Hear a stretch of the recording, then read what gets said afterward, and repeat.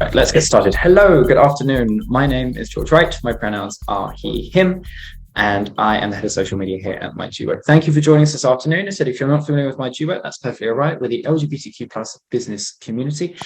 We're a platform for professionals, graduates, anyone really that believes in workplace equality to come together and connect with one another whilst accessing LGBT inclusive jobs, events like this, and so much more. You can check us out over on our website, www.mygwork.com, or over on our social media at MyGWork. And do reach out to us on social media to share your thoughts on the panel and engage in the conversation. Obviously, as I said, we've got a fantastic panel ahead of us today discussing traveling whilst being LGBTQ plus, the different considerations, obviously, that people have to make. But as I said, if you have any questions for our panel, please feel free rather to use the Q&A box down at the bottom, and hopefully we'll have some time to come to those at the end. Less of me talking, though, I think. Let's meet our panel. Karen, would you like to introduce yourself? Sure. My name is Karen DeJarnette. And I have worked at Expedia Group for the last 8.5, nearly 9 years at this point.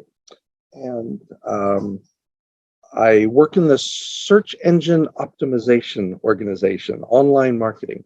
I help Expedia properties and pages get found in web search.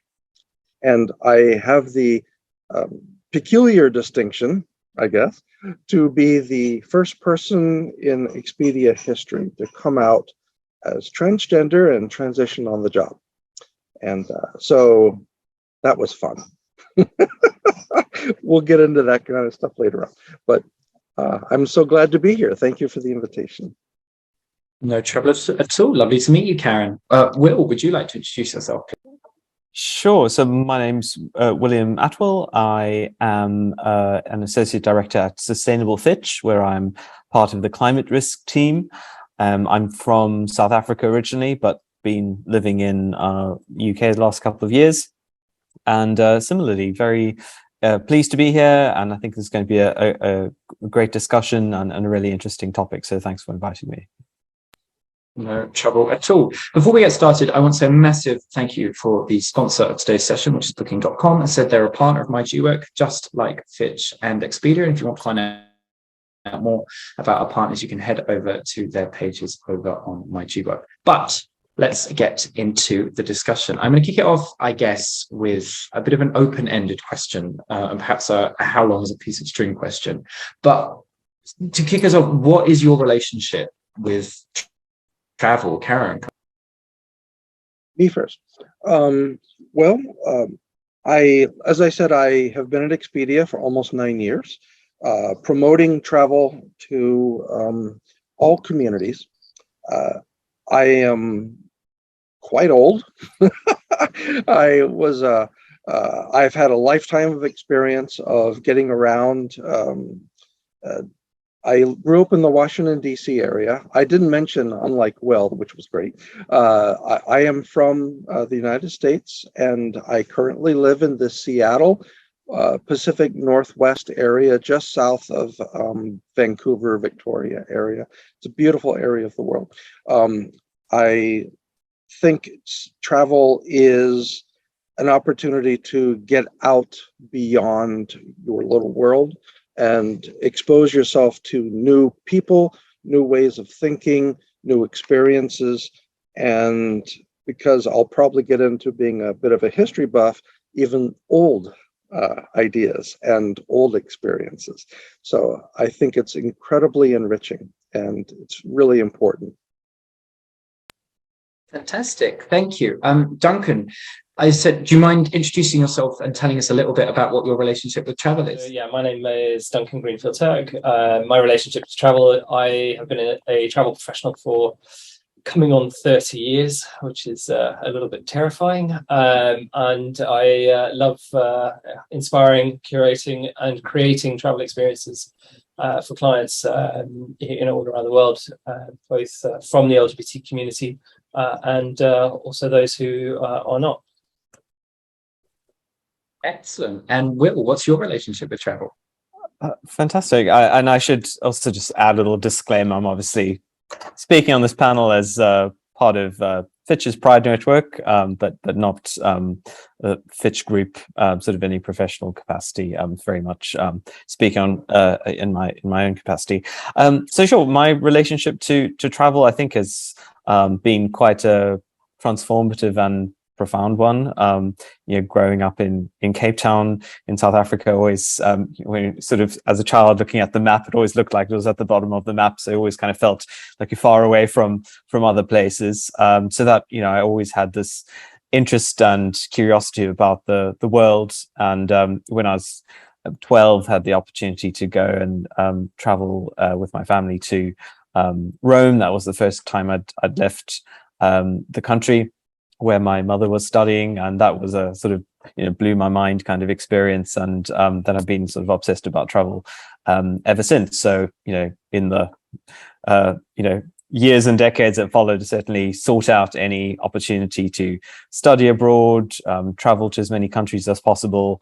And so it's always been something I've been a bit obsessed about. And, I'd agree with, what both the other panelists said about being really important for opening your eyes, broadening your mind, and challenging yourself too. Excellent. I love it. If I can stay with you for a moment, Will, and then I'll come to the rest of our panel on this. But I'm really sort of interested, as you mentioned, sort of having traveled a lot, and both, I guess, in a personal capacity, but also said in a work capacity as well. What kind of considerations do you have to make when traveling, be it for work or be it sort of social leisure, and sort of perhaps how might these differ from other considerations? For example, say that cishet people are making. Yeah. I mean, I think you have to be quite realistic and frank about some of the risks that you face as an LGBT plus person traveling, particularly in some of the places where I've traveled for work in my previous job, actually before Fitch. I'd often be on consulting assignments going to parts of Africa or the Middle East, where obviously laws are restrictive and often discriminatory. And I think, you have to be quite conscious about the risks that those pose, and take precautions where necessary, and just be very aware of what they are, because I think you don't want to be in a difficult situation if possible. I think probably these considerations, especially in the last year, I got married as well, so being conscious about what that means for the places that we might choose to go on holiday. I think for leisure travel, certainly you just want to be relaxed, enjoy yourself, and be 100% yourself. And I think that has filtered into sort of choices that we've made about where we travel. Absolutely. Thank you for sharing that. Karen, would you say sort of similar experiences, different experiences in that regard? Oh, absolutely.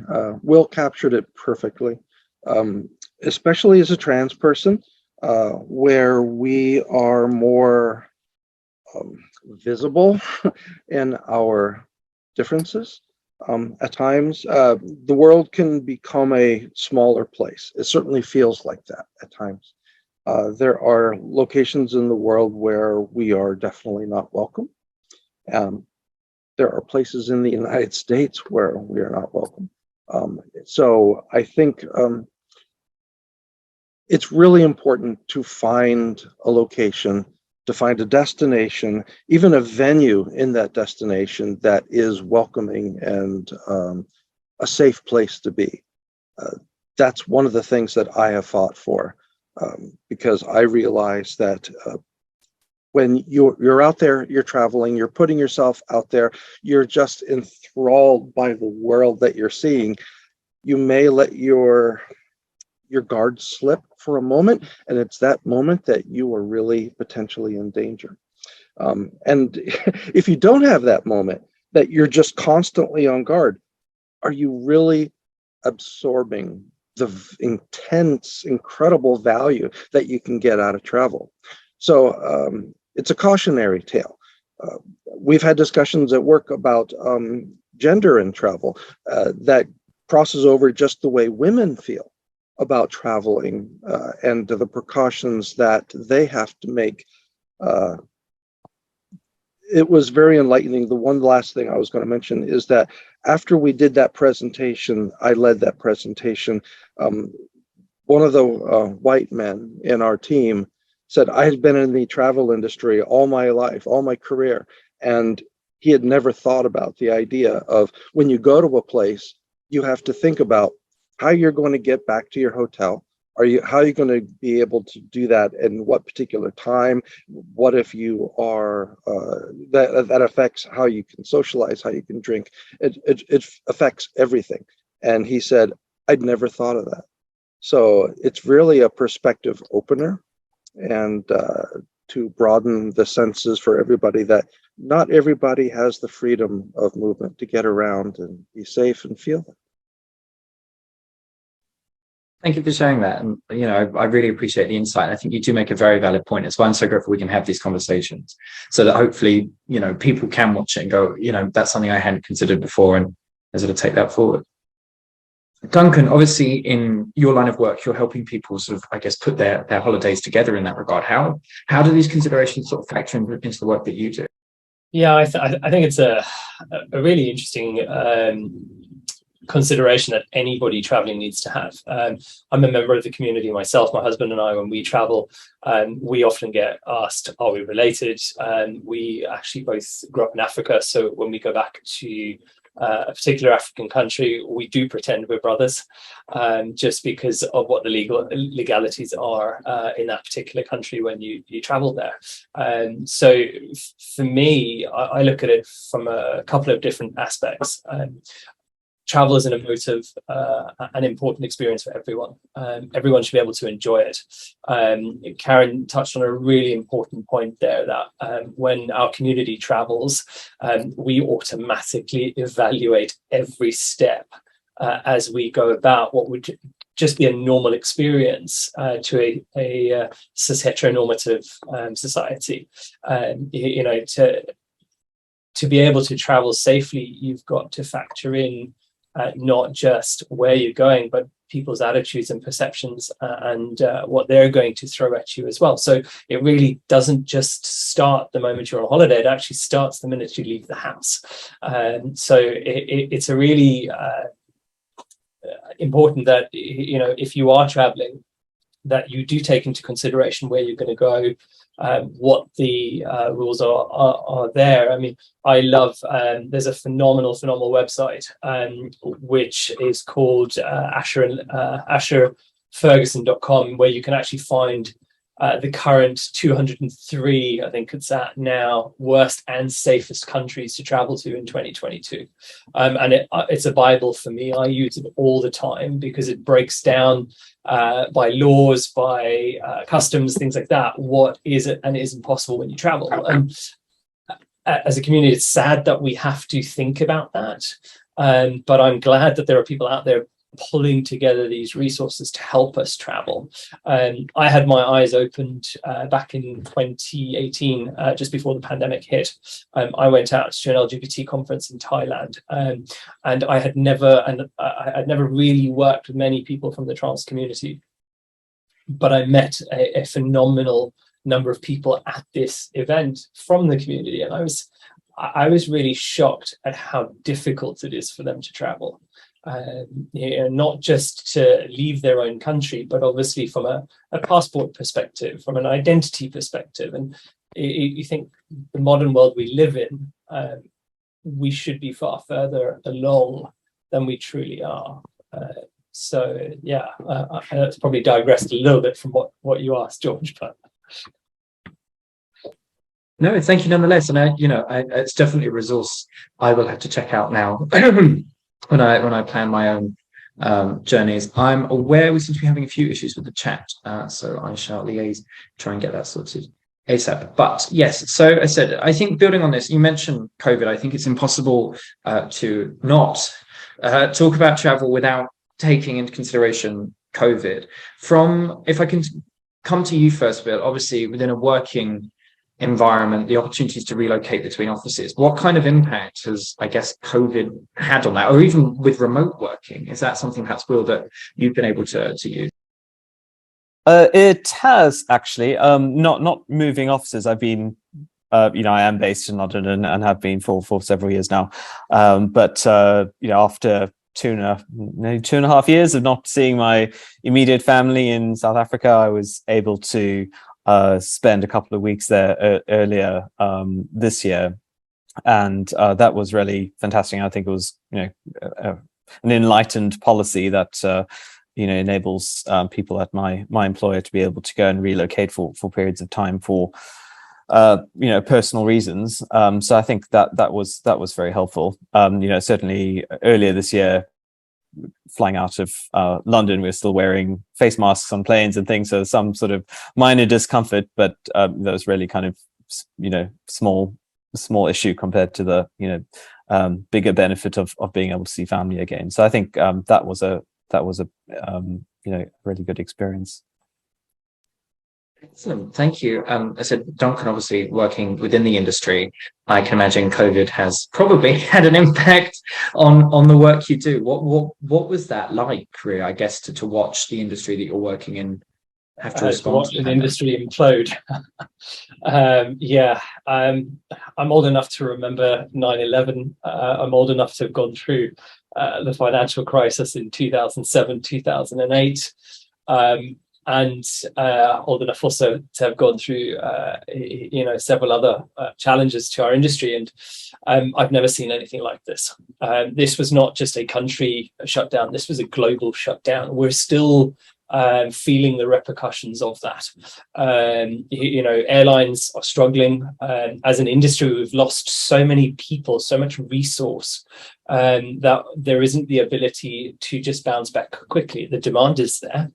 People want to travel. They're eager to get out there, and I can see that in the volume of inquiries we're receiving. We've got people who are trying to. So I do a lot of honeymoons, and I'm seeing people on their 5th iteration of a honeymoon that was supposed to have taken place in 2019.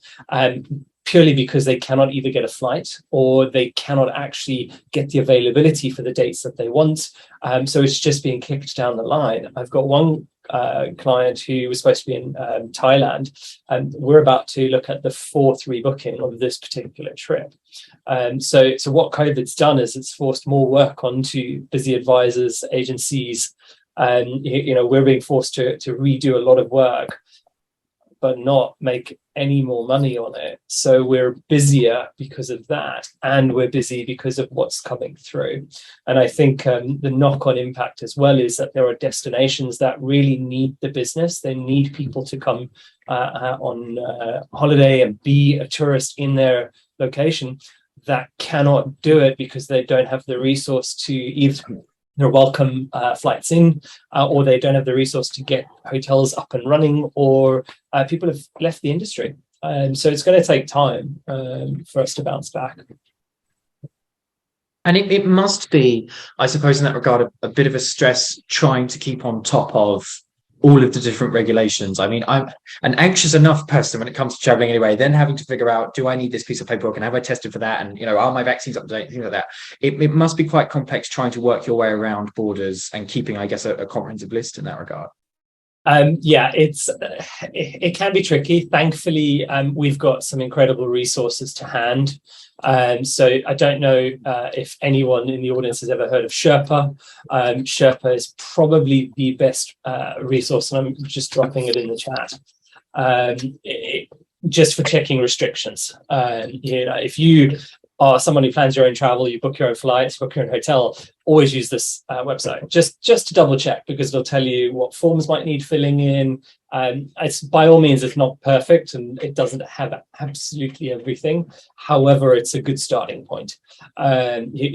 Because we're electronic nowadays, it's a lot easier to stay on top of rules and regulations. But the word of caution is it's changing constantly, and it does change inside of 24 hours. I mean, at the peak of COVID, we saw rules and regs changing 4 or 5 times in a day. I always say, if you're unsure, work with a trusted advisor. If you're comfortable booking your own stuff, just do your homework. Make sure you, and this is the important thing, there's 5 rules in travel. Take out travel insurance, take out travel insurance, take out travel insurance, take out travel insurance, and take out travel insurance.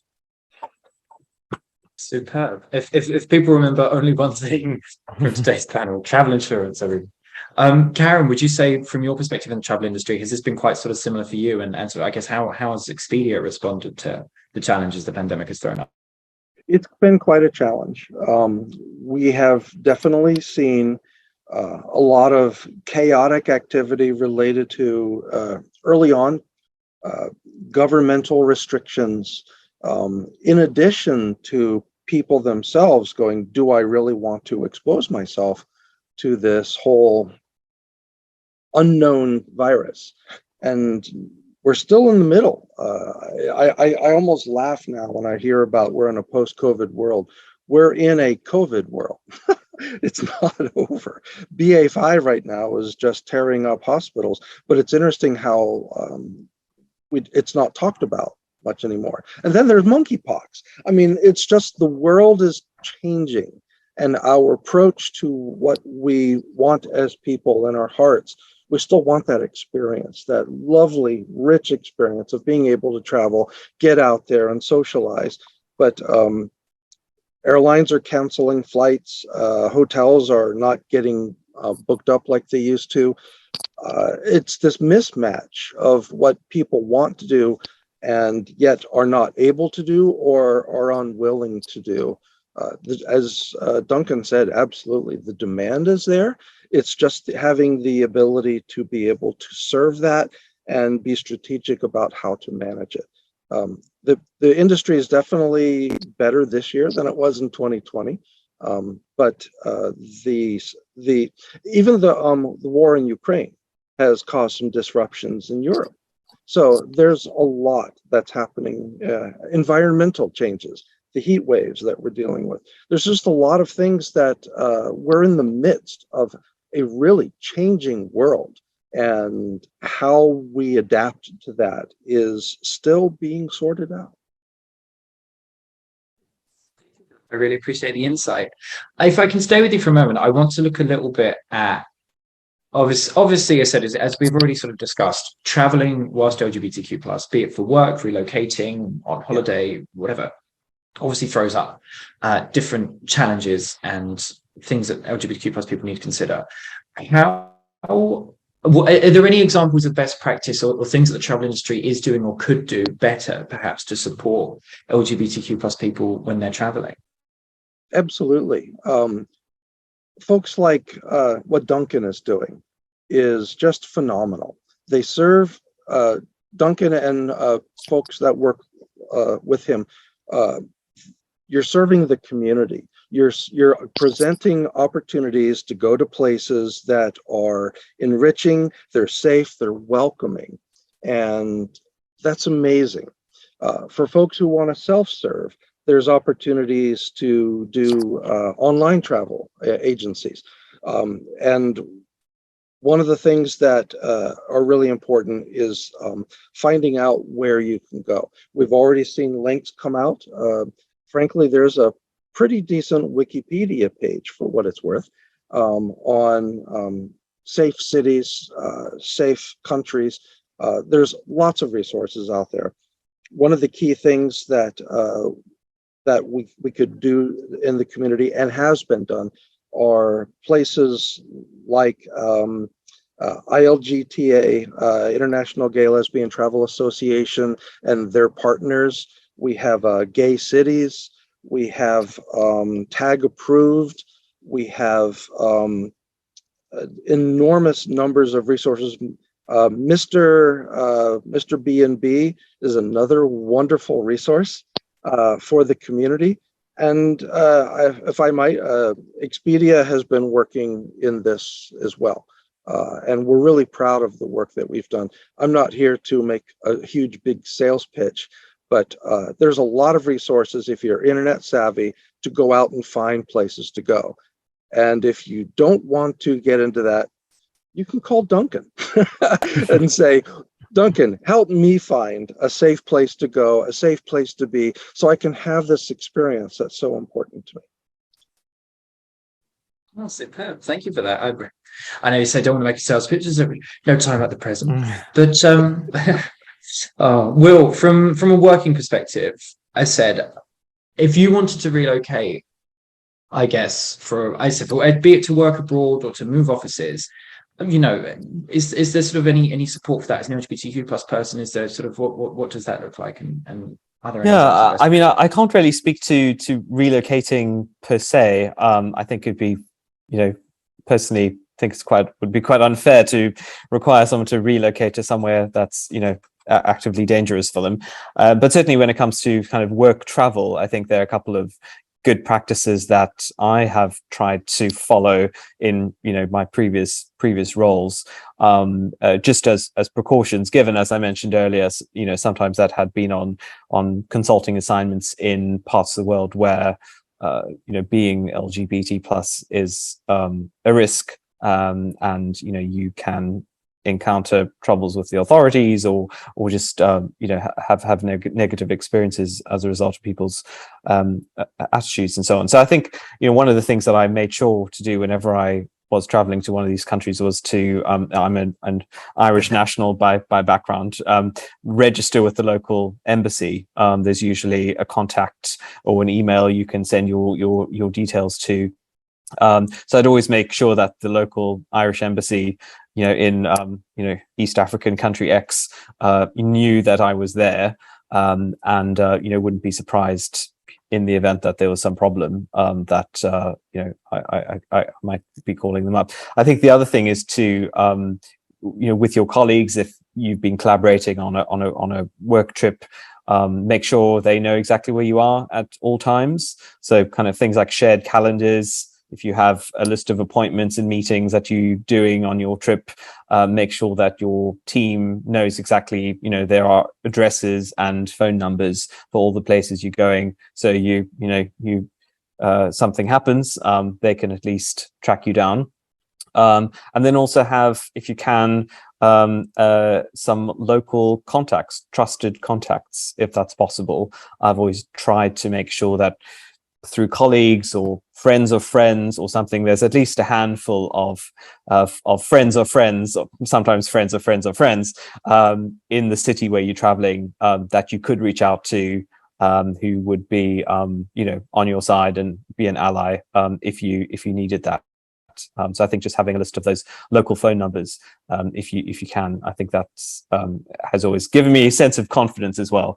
I should say also on these work trips that I've done in the past, I haven't actually, thankfully, touch wood, had any problems.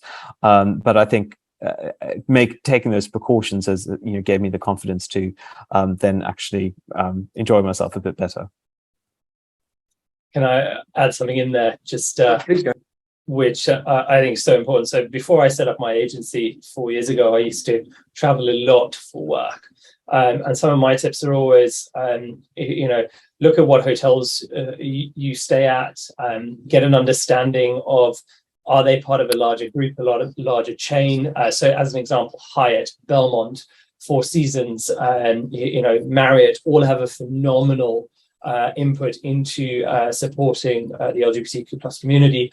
They have stringent, strong programs to support this, and they really try and roll that out on a global scale. Another thing that we're seeing now happen, which I think is technology at its finest, and not just for your baggage, Apple AirTags, or Find My iPhone. So if you are traveling in a country, I've had clients in Saudi Arabia, and a couple transiting by choice, through a destination that it is really not necessarily the usual stopover point, especially when sightseeing. And they literally just ensured that friends knew where they were. If they were taking an Uber or they just sent a notification so that they had the journey. And they travel with Tile, AirTags, and of course Find My iPhone. So there's loads of different apps you can also use, which will support and assist, but I think will raise some really important things there. If you're going to especially if you're going to a country that's laws are incredibly prohibitive and restrictive, make the embassy aware. Just because it has that added level of support if something does happen. I must stress, I was not aware you could contact the embassy in that way. That's, I think, a very interesting tip that I will certainly keep in mind. Sticking with obviously, as we keep saying, there are a number of countries where, unfortunately, due to social customs or laws, maybe not as progressive as some other places. If I can come back to you on this first, Duncan, I think there's often a lot of a debate going around, and I imagine working in travel that you must hear it at some point, about people saying, "Oh, should we go to these countries? Should we give them our money?" And I just wondered, I don't know where do you stand on that? Is it one of those things we feel should be going, to at least support the community, or where do you stand on that? It's a really hot topic of discussion, because I'm of two minds. And there are countries that I will actively not sell, but if a client comes to me wanting to go to a particular destination, we'll help them do it safely. Because for whatever reason, people do want to travel. But then there's another part of me that says, if we don't ever go to these destinations, how will we open their eyes and educate them to what our life is like, to what our world is like? So it's that challenge of, balancing it, making sure that we're educating when we travel. You can look at places in the Middle East that have become incredibly, I suppose, friendly, if not legally welcoming. Dubai is a great example of this. There's a thriving community in Dubai. There are several nightclubs that will welcome LGBT community members openly. However, it's still against the law. So it's that tricky balance. That's why I say I'm of two minds. I advocate to clients not to go to countries and destinations where I really think that they are going to be unsafe. That is always going to be top of mind. Absolutely. I wondered where Will or Karen, I don't know if you had any thoughts on that. I think Duncan has quite succinctly made his point. Karen. Well, I was just going to pitch in that minority communities have well-known cautions about places they can go. In the United States, in the middle 20th century, there was a document put together called the Green Book. There was a movie made roughly about that story. And to this day, there are still places that are called sundown towns that you can pass through during the day, but you don't dare stop at night. You don't travel through or stop at a petrol station or take a WC break somewhere. You just keep moving on. You go and you don't stop. It's an unfortunate part of reality that ignorance breeds distrust, if not outright hate. And there's a lot of hate sometimes in this world. So minority communities are well aware of these things. They have been for forever. And it's one of these things that, yes, we should be aware of places that we're not necessarily actively welcome. Duncan's point is so important that if we just actively choose to segregate ourselves out, how will they ever become aware? But being that ambassador, being on the vanguard, is potentially dangerous work as well. So you have to measure, what are you willing to potentially handle when you choose a place to go? It's really, I think, quite a balanced response on that. Thank you for that, Karen. Will, obviously, as you mentioned earlier, maybe not relocating somebody to work abroad if somewhere where it may not necessarily be as safe, but even in like personal traveling capacity, I don't know if you'd had any thoughts on this matter. Yeah. I mean, I think both Duncan and Karen put it very, very well. There's a sort of a cheesy cruise liner advertisement on the radio a while ago, where they talk about sort of why traveling is so nice, and I thought it's a very one of the lines from that was very kind of apt in the situation, which is like you travel to go and see the world and meet people, but this advert then also makes the point, well, it's also an opportunity for people to meet you So, if you screen yourself out of, large parts of the world because of, social attitudes there, I think that you sort of miss an opportunity in some respects to engage. And I think, chopping the world up into, go or no go zones, can ultimately, not help to open people's eyes.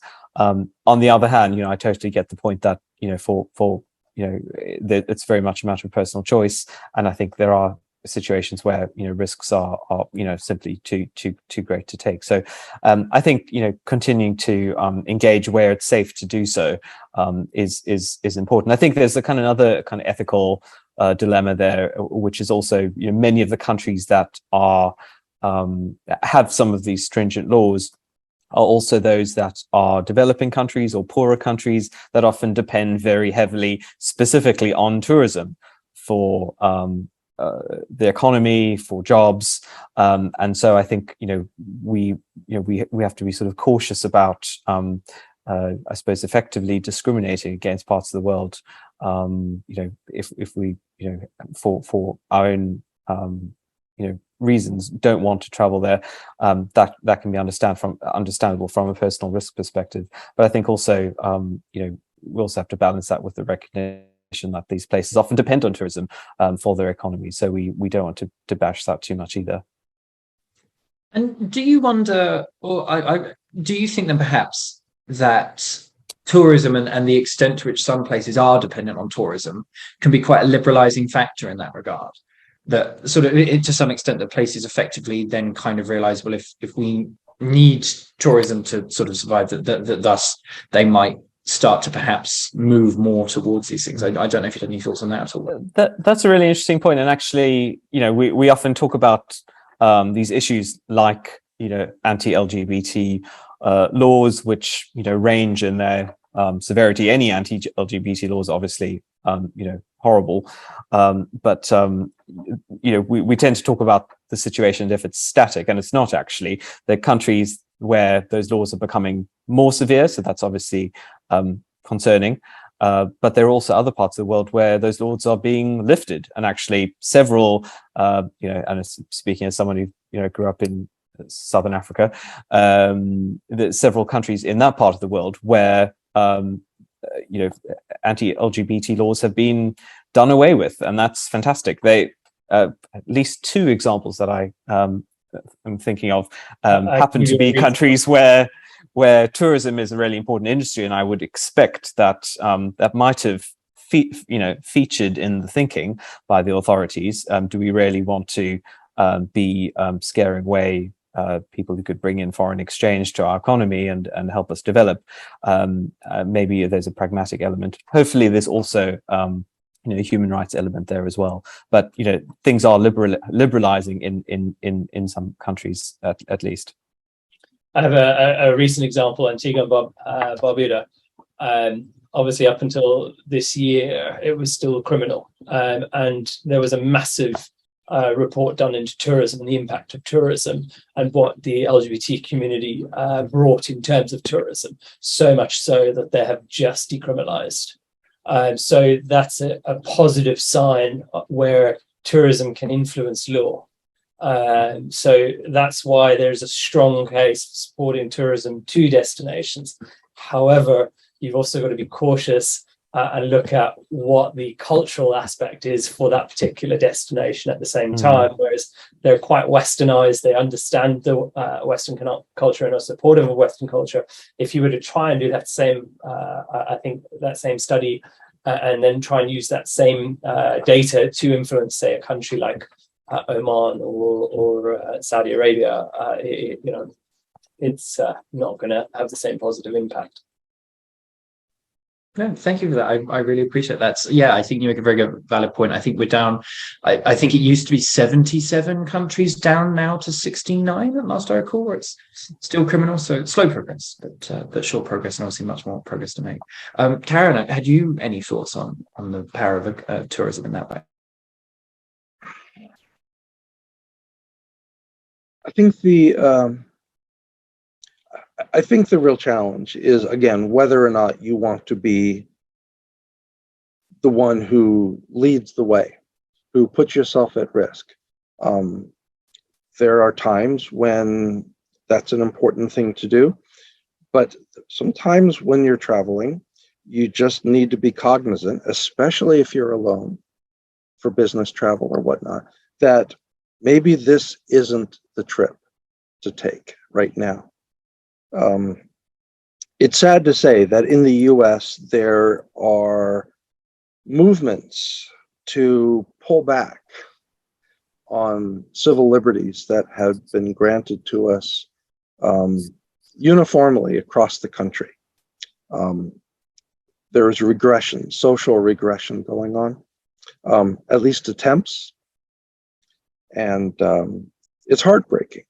It's heartbreaking to see this, to have to go through the concern of, can I go to other places in my own country that will not put my life at risk? It's especially an issue for the trans community, of course. We're an easy target. Yeah, I totally agree with Will and Duncan that figuring out, is this a business trip? Is this a personal trip? Do I want to be, if I'm going to be there with a group of people, will I be safe? The whole Dubai experience, I think, is a great example, and there's innumerable versions of that. Apparently, there is a great spot in, I believe it's Istanbul in Turkey, but we can't sell there, even though there are properties in many countries. In fact, our system now with Expedia, we have over, 43,000 hotel properties in over 13,500 destinations in which we sell LGBTQ welcoming hotels, all of which were opted in by the hotel owner or the property owners. So we just didn't pile them in. But we have a system that says, if you're in a country and where there are laws that we are not allowed to sell by their laws, we respect those laws and we have to remove those, even though the owner of the property will say, yes, but I have an LGBT welcoming property.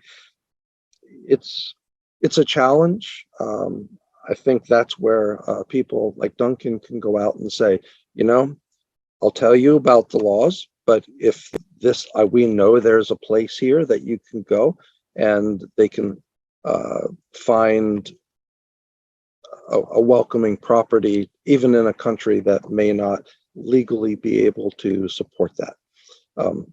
That's why it's so important for all of us, the work that all of us do to support the community, keep everybody safe, and provide them with an experience, an opportunity to really seek and achieve the joy of travel.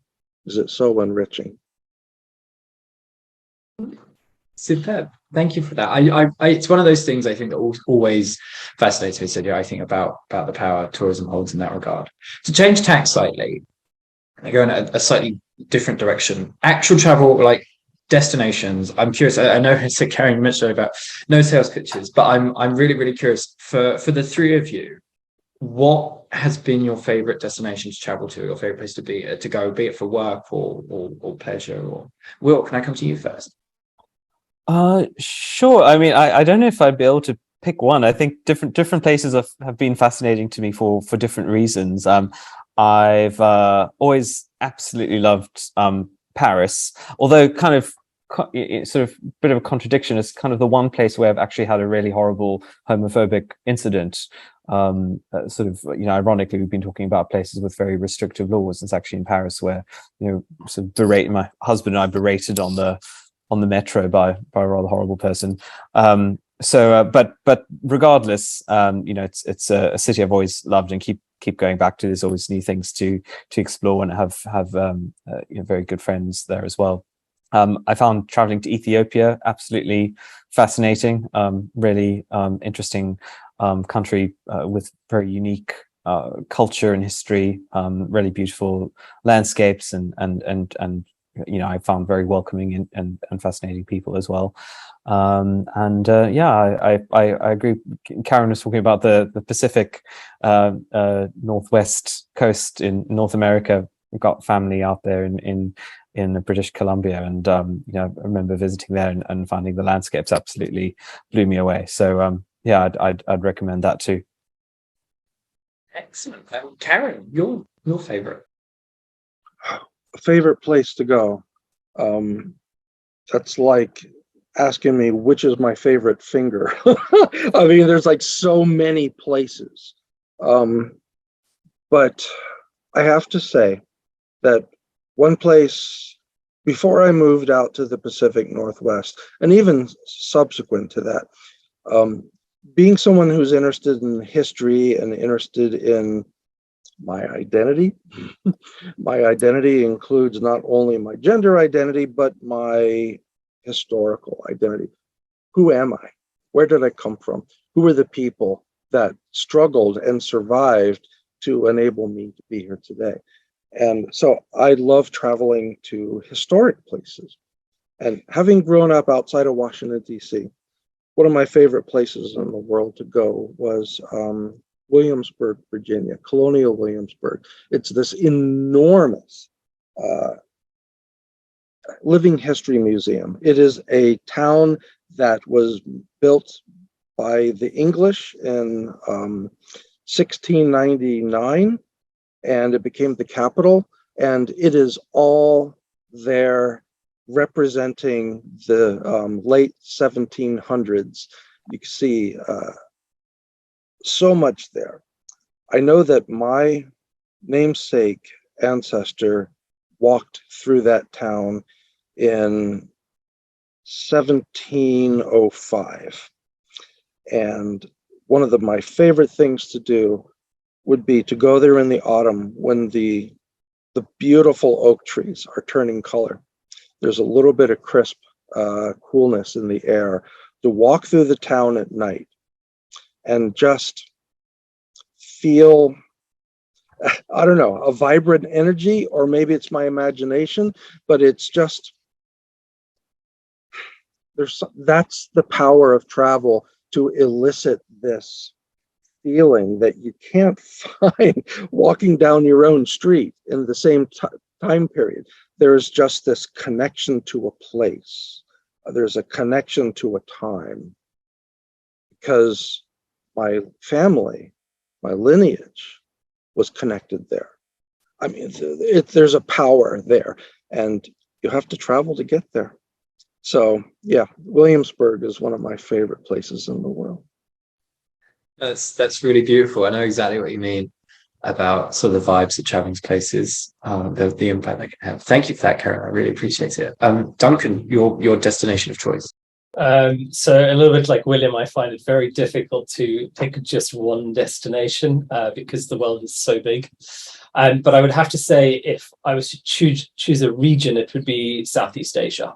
There's just so much to do and see, so many different cultures, so many different experiences, incredible food, cuisine, and some of the most welcoming communities and individuals. And if you looked at just at Thailand, you've got sprawling metropolises like Bangkok, incredible jungles in the northern suburbs of Chiang Mai, Chiang Rai, and then of course the beautiful beaches ranging from Phuket to Koh Samui and the islands. It's known as the land of smiles. It's probably the only place in the world that I've ever been where I've never felt that I needed to really look over my shoulder or be very consciously and openly aware of who I was hanging out with. I think that is probably what draws me to it as a destination. It's just such an incredible experience. And then, of course, it's just to completely skew at Africa. Going home, nothing beats going home. Oh, fantastic. I see we've got a question from the audience that I'm going to come to in just a moment. Before I do, I guess my last question is about sustainability in travel. And I just wondered if any of you had any tips or advice on how we can be more sustainable when we travel, and I guess what the importance of that sustainability is. Duncan, can I come to you on that first? Absolutely. I mean, this is and has been the hot topic, as I'm sure Karen will agree, for the last decade. How do we create a more sustainable travel ecosystem, as it were? And as individual travelers, there's always a way to do that. It's to look at the green credentials of resorts, airlines, what they're doing to drive down carbon emissions. It's as one example. If you are a frequent traveler, there are carbon schemes you can invest in and purchase to offset the amount of mileage that you do. And a lot of employers will actually support that because it helps them in the long run as well.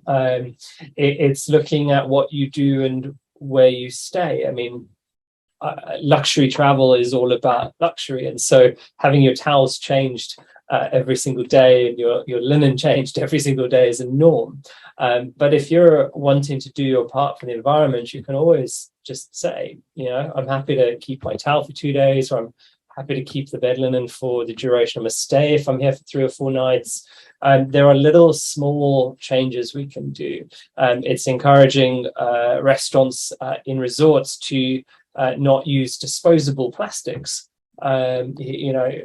It's taking a water bottle yourself for your journey. Small changes like that. If every single traveler around the world stopped buying a plastic water bottle at the airport for their trip and just used a refillable bottle, that's an enormous change already. Perfect, and definitely some things to consider. I'm definitely guilty of buying water at the airport, so definitely one to consider. Karen, I don't know if there was anything you wanted to add at all. I think Duncan did a great job. I think philosophically, if you go into the idea of travel with leaving a place untouched, so the only thing that would be there will be after you depart, were your footsteps. And the only thing that you take from a place are the memories and the experiences that you had there. The world will be sustained for a much longer time. So I think philosophically, that's just that approach. Duncan outlaid the tactics. I see this as more the strategy. Fantastic. Will, I appreciate obviously you're not working in the travel industry, but as a traveler, I don't. Yeah. No, I think the other panelists really covered the main points, thinking about carbon offsets. We talk about this in the climate risk world that I'm part of as my day job, and thinking about the impact you have when you're there.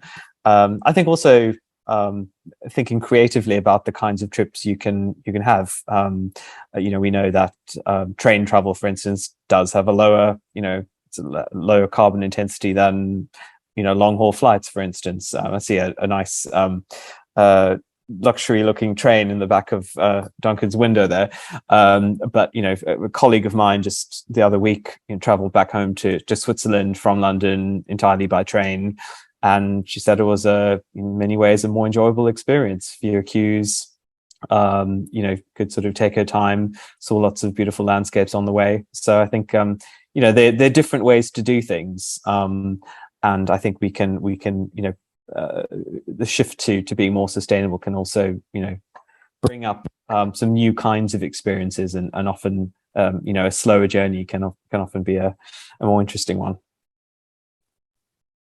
Perfect. I'm going to take a question from our audience. Let's see.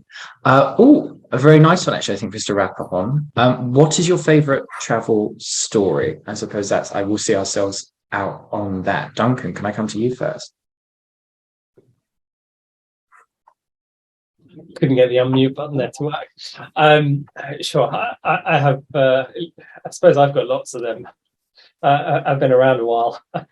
Some are good, some are bad. I think for me, my favorite travel stories often just involve the smallest of things. I was doing a recce of the south of France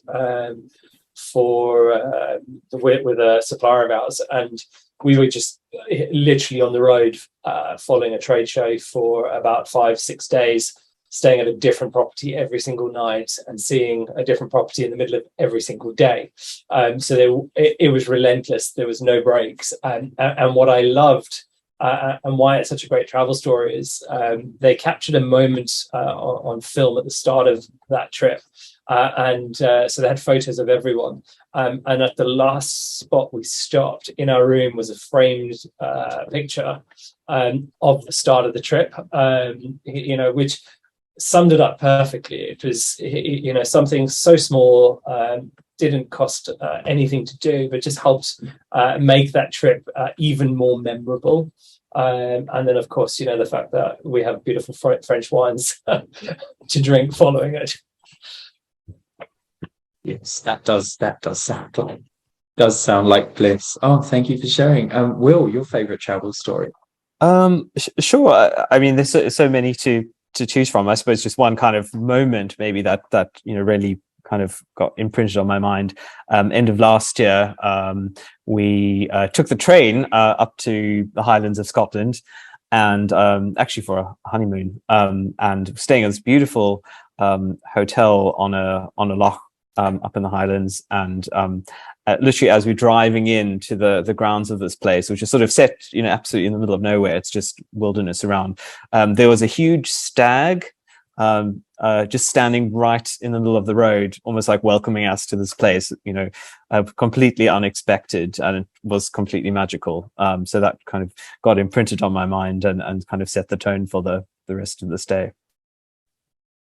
I love it. The mystic beauty of the Scottish Highlands. Oh, superb. Karen, I said, what's your favorite travel story? My favorite travel story is probably the weirdest thing that's ever happened to me. Weird as in interesting.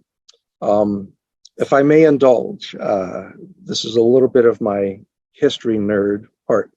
I was traveling in Virginia back in 2010, and I had just visited my grandfather. It was going to be the last time, turned out to be the last time I would ever see him again. And I was on my way, where else? To Williamsburg, from where my grandfather lived. And my grandfather lived in the very, very western edge. So it was a long drive.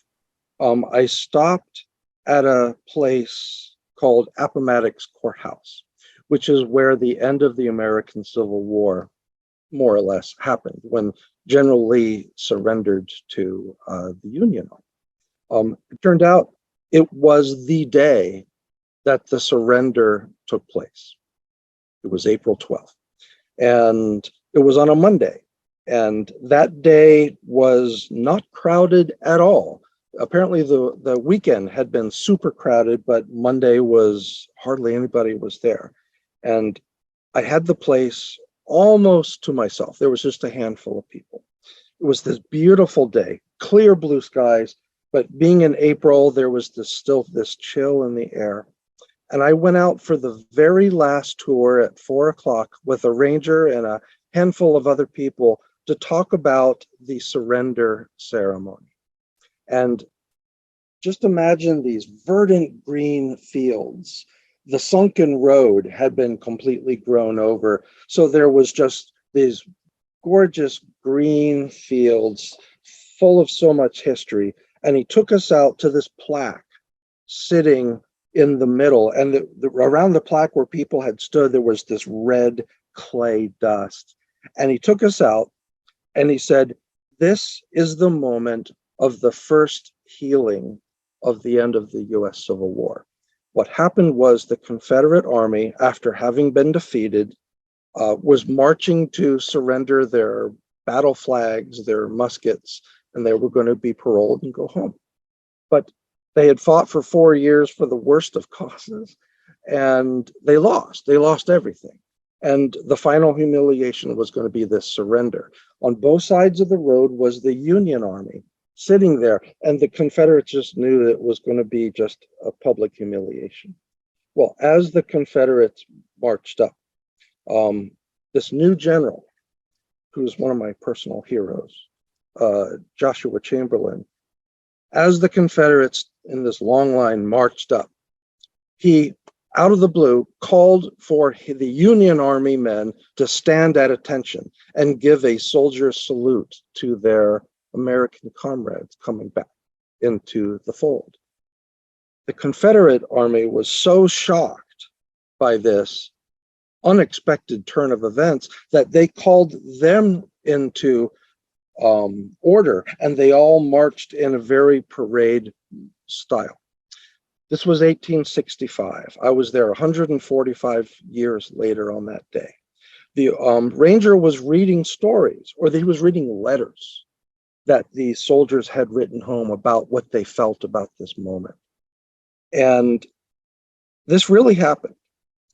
I was standing there in that little area of the red clay soil, and I'm just staring at the feet of the ranger, reading these letters about what that moment meant to these people, these men. And I swear this happened, the soil started to swirl.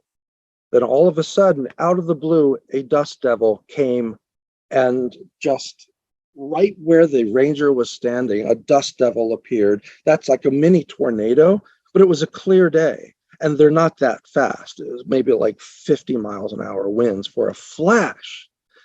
And we're like, what was that? And the ranger picked up his papers that had blown out, and he went back to reading again. And we're standing there thinking, that is the craziest thing we've ever seen. And he started reading this letter from a Confederate officer whose heart was filled with hate, with malice. He didn't care that the Union soldiers gave him a salute. He was just riddled with hate. And I'm back again in this solemn moment, staring at the ground, and I literally saw it happen a second time. But this time it was harder. And literally the soil between his shoes, his boots, started swirling and literally rose up in this red cloud of this vortex a second time. And that one was strong enough to blow everybody off their feet. We were actually blown. We were all knocked over. Our hair was filled with red dust. Our mouths, our clothes were covered with this. And we all stood up and we're like, what the hell is going on here? The ranger just picked up his papers and he started to almost trot away and said, the tour's over.